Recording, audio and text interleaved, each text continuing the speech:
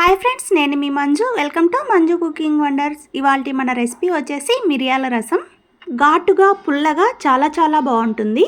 జలుబు, దగ్గు, ఫీవర్ వచ్చినప్పుడు మనకి ఏమీ తినాలనిపించదు. అలాంటప్పుడు ఈ మిరియాల రసం చేసుకొని తినండి. హెల్త్కి కూడా చాలా మంచిది. నేను చెప్పే ఈ ప్రాసెస్లో మిరియాల రసం చేశారంటే చాలా ఈజీగా అయిపోతుంది. టేస్ట్ కూడా చాలా బాగుంటుంది. ముందుగా ఒక నిమ్మకాయ సైజ్ అంత చింతపండుని తీసుకొని దాన్ని 1-2 సార్లు శుభ్రంగా కడిగేసుకొని వాటర్ పోసి ఒక 15 మినిట్స్ పాటు నానబెట్టుకోండి. తర్వాత మసాలాను దంచుకుందాం. ఒక హాఫ్ స్పూన్ మిరియాలు, 1 స్పూన్ జీలకర్ర, ఒక 10 వెల్లుల్లి రెబ్బలు కచ్చాపచ్చాగా దంచుకున్నాక చివర్లో కొద్దిగా కరివేపాకు కూడా వేసుకొని కచ్చాపచ్చాగా దంచుకోండి. కరివేపాకు వేయడం వల్ల ఫ్లేవర్ చాలా బాగుంటుంది. తర్వాత ఒక కడాయి పెట్టుకొని 1 స్పూన్ ఆయిల్ వేసుకోండి. రసంలో ఎక్కువ ఆయిల్ పట్టదండి. 1 స్పూన్ ఆయిల్ వేసుకొని అందులో ఆవాలు, ఎండుమిర్చి వేసి అవి కాస్త చిటపటలాడిన తర్వాత చిన్న సైజు టమోటాను వేసుకొని అవి మెత్తబడేంత వరకు వేయించుకోండి.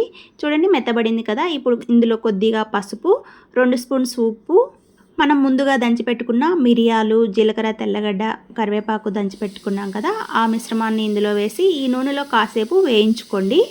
3 మినిట్స్ పాటు వేయించుకున్నాక ఇందులో హాఫ్ స్పూన్ ఇంగువ వేసుకొని మరోసారి బాగా కలిపేసుకోండి. ఇందులో మనం నానబెట్టుకున్న చింతపండు గుజ్జును సపరేట్ చేసి వాటర్ కలుపుకొని యాడ్ చేసుకోవాలి. మీరు తీసుకున్న చింతపండు పులుపుని బట్టి వాటర్ని యాడ్ చేసుకోండి.